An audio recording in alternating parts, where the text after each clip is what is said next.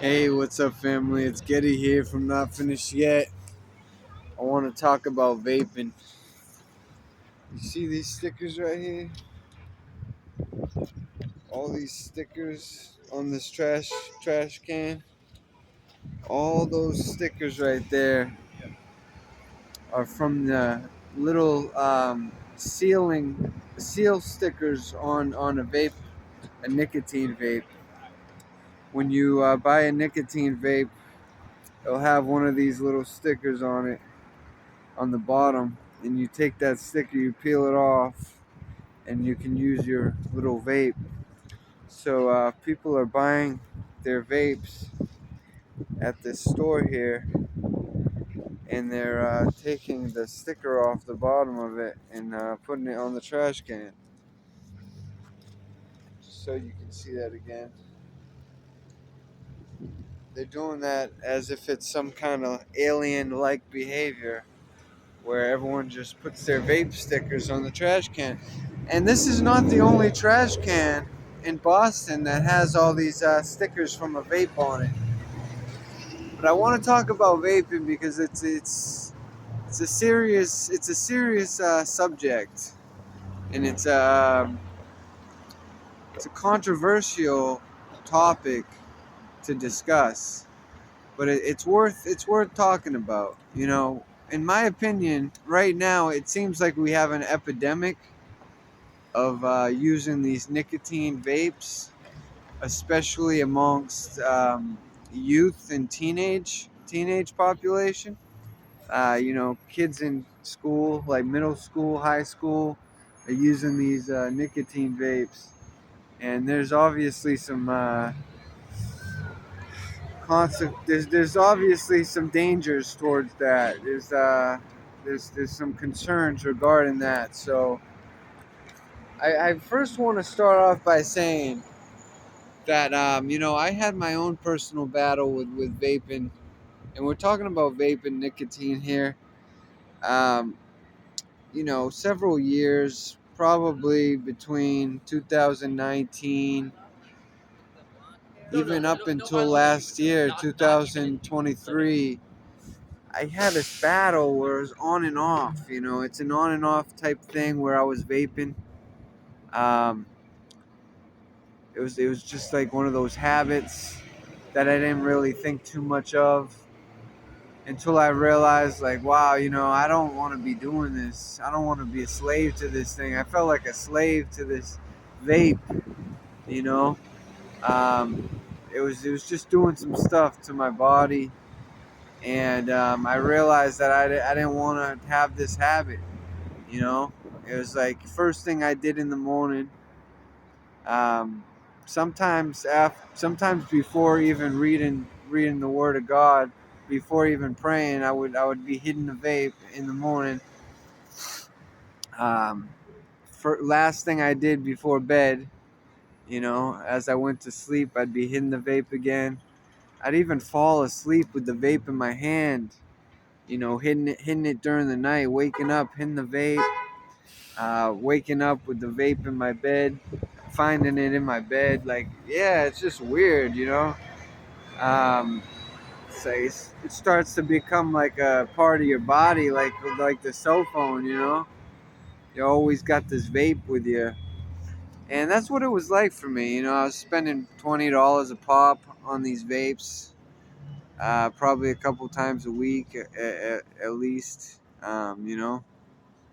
Different flavors, and I'd have to go to these stores, these smoke shops, because they had a flavor ban, and I'd have to like low key buy myself one of these vapes underground at the underground shop, to avoid any legal trouble.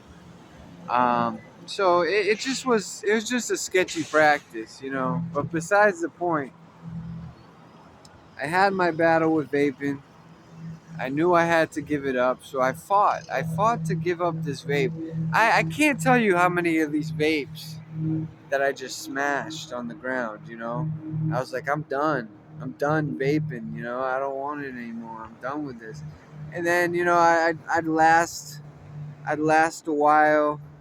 and then I'd end up like buying another vape, going right back to it. One of those kind of deals, going back to the vaping. And I saw myself, wrestling, gaining some traction, falling back into it, getting an upper hand, going back into vaping. And it was like, yo, what's going on here? Like this is harder than I thought to get rid of out of my life.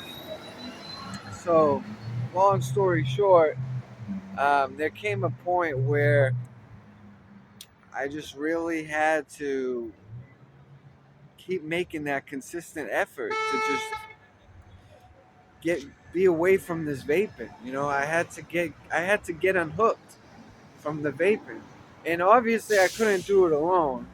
I had to do it with God's help. That comes first and foremost.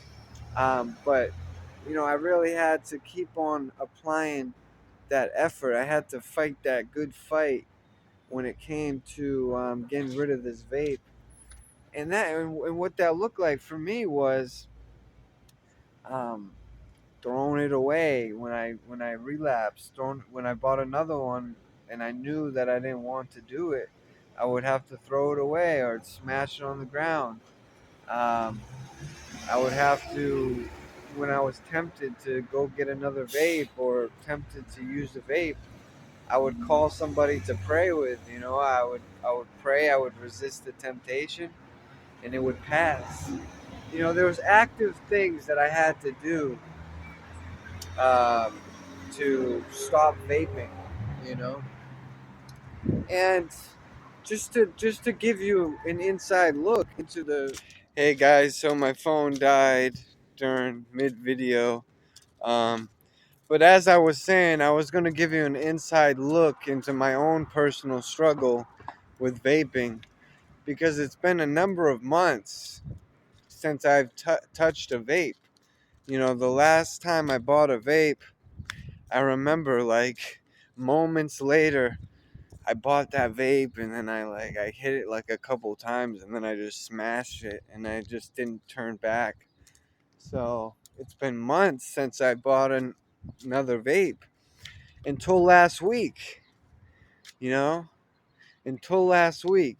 This is what I wanted to talk about. Last week I had a moment where I thought it was a smart idea to buy another vape.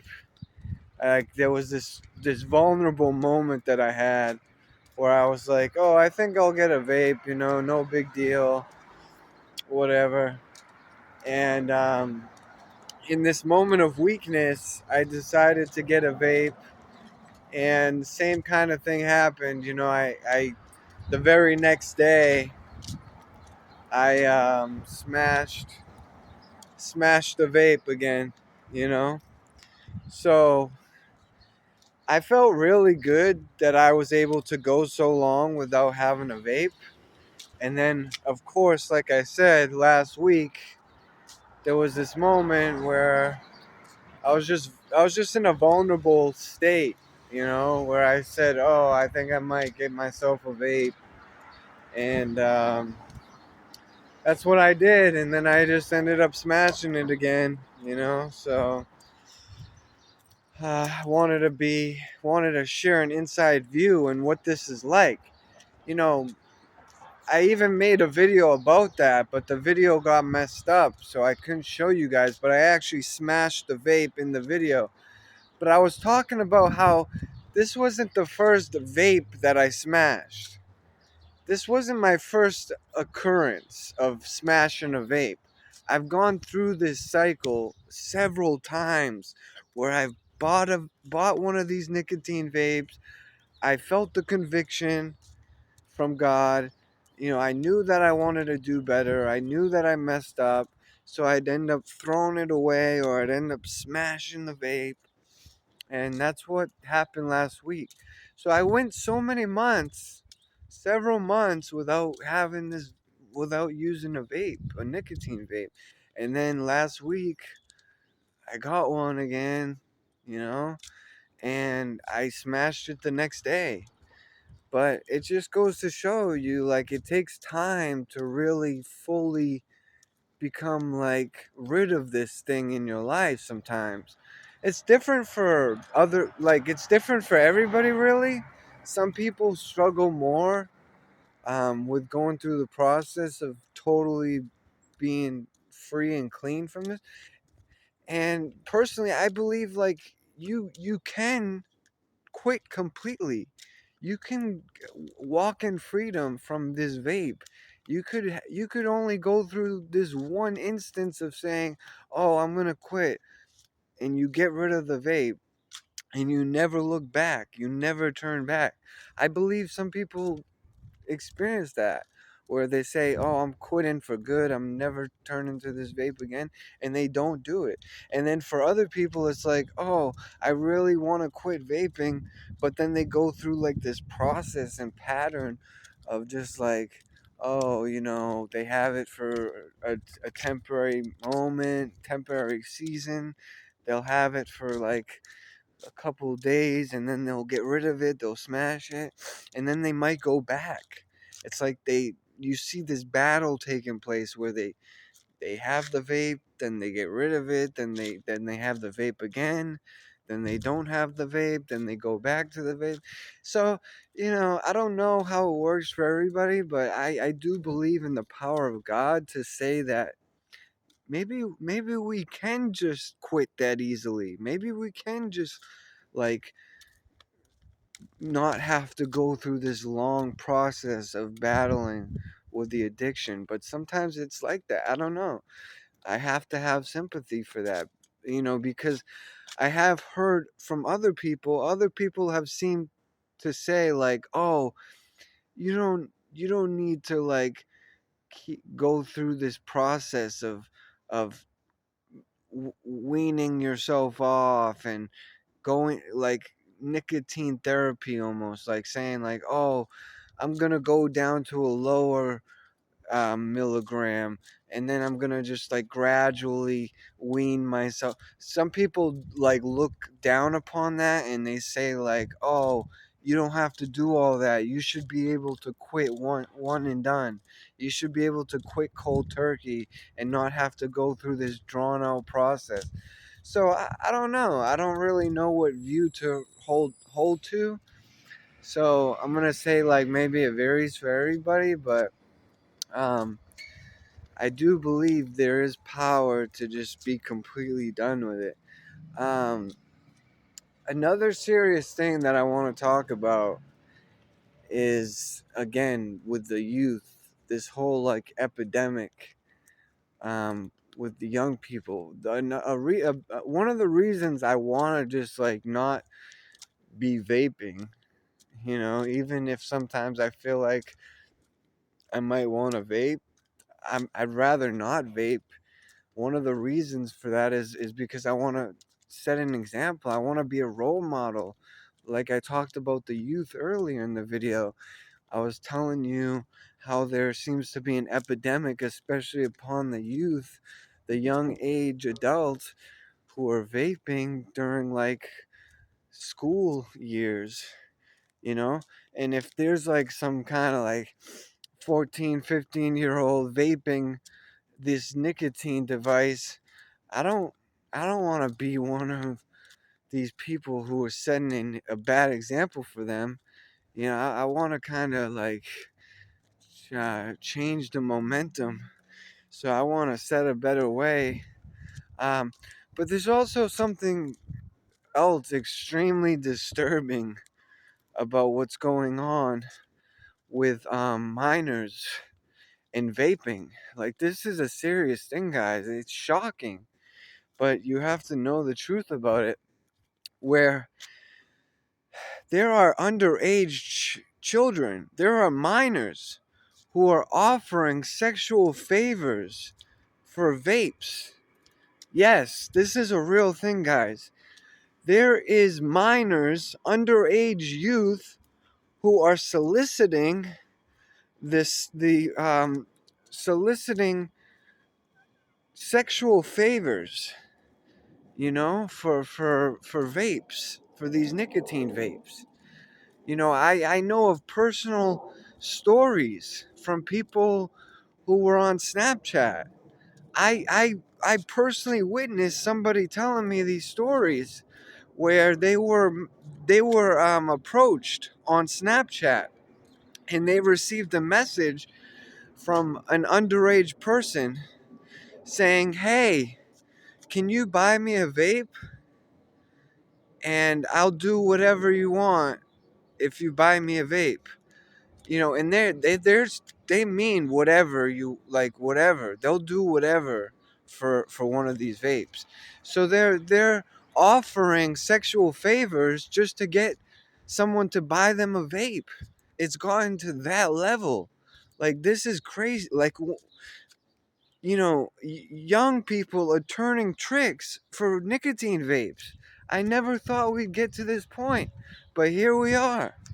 So let me just say that again in case you didn't understand, or in case you're in shock right now, because you should be in shock right now. There are minors that are offering sexual favors for nicotine vapes. Yes, you heard that correctly. There are these kids going around messaging older people on these social media sites saying, "Hey, can you buy me a vape? I'm underage. I will return the favor for you. Whatever you want, I'll do." So whether they're going to give you extra money, whether they're going to um, do something else, you know, this is what's going on, guys. And, like, it's so unimaginable. It's really so unimaginable that we've gotten to this point. So if this is happening, I don't want to be a part of anything related to vaping. Because these are the kind of underbelly activities that are going on behind the scenes that we're not seeing. So, if kids are offering their bodies up just for a nicotine vape, I don't want to have any affiliation with vaping. I'd rather just be vape free and, you know, go deal with the temptations. For a short time, I had cravings, or whatever they like to say, cravings and withdrawal symptoms. I experienced that for a very limited amount of time. But compared to the long term of things, this short term um, suffering without vaping is so low. It's not even comparable to the long-term benefits that I'm going to have from not vaping. Like, I know that I don't need vaping. It's just a mind thing. It's like, oh, it'd be cool to maybe puff on some vaporized air, or whatever. It's like, let me be like a steam engine and blow some smoke. It's really just the process. It's like the method of blowing that vape feels pretty cool. I think that I want it. I think that I need it. I think that I like it. But it's a deception. I don't need it. I don't like it. I don't want it. And when I remind myself of that, and I realize that I don't need it, that it's not good for me, that it's actually harmful to my body. It short circuits my dopamine system. It's introducing toxic chemicals and heavy metals into my body, according to the limited research that we do have around vaping. Um, it's just, again, it's like a smoking cessation tool. And since I'm not even addicted to smoking cigarettes, there's no reason why I would need to be vaping anyways in the first place. So I'm gonna end this video here, guys. But the last thing that I do want to say as well, there is limited research about vaping. It may be hard to find the hardcore facts about vaping, but what we do know is that it does cause some kind of harm to your body. There are side effects, there are potential risks when it comes to vaping. So we can't deny that. That's the very least we know.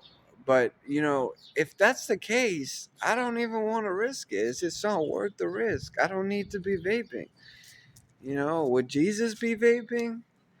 These are the kind of things I need to ask myself. As a born again Christian, I need to ask myself, is this something that's glorifying God?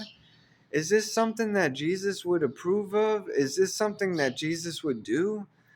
What would Jesus think of me vaping? Because these are serious questions that I should ask myself.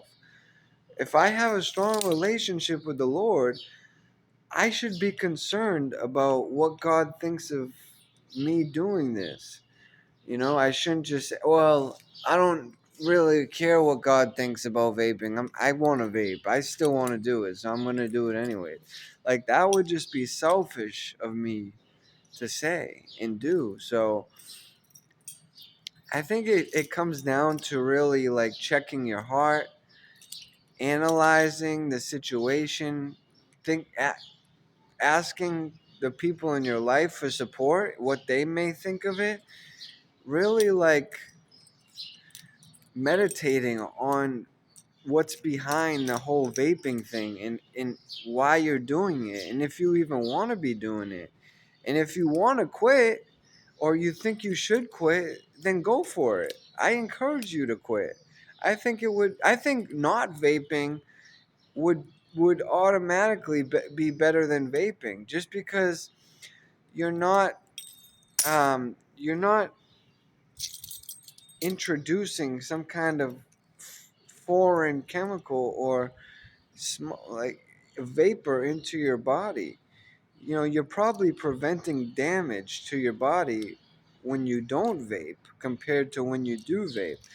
So that's just kind of common sense, but you have to think about it. It's like, do I want to take the chance? Do I really want to try to, even though it might not be that harmful, do I want to take that risk?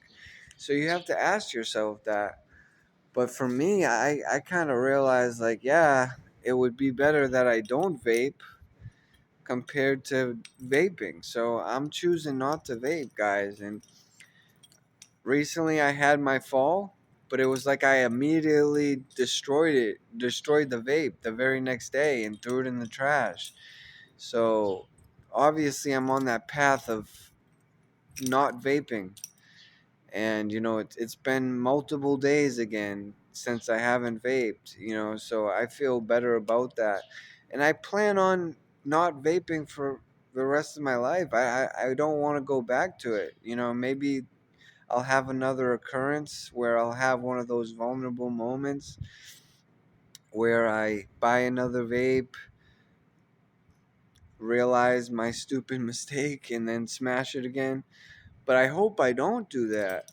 And to tell you the truth, um, I have to set up boundaries so I don't go back to doing that. I have to avoid certain people and places. I have to have a support system and accountability in my life. I have to stay in prayer and reading the Word of God and devotional, so I can stay spiritually strong against falling into the vices of the flesh. So I said I was going to end the video several minutes ago, but I'm officially ending the video now, guys. Thank you for listening to this long video about vaping, but I hope it was helpful in some sense. And I hope that I encouraged you and inspired you in some way. God bless you.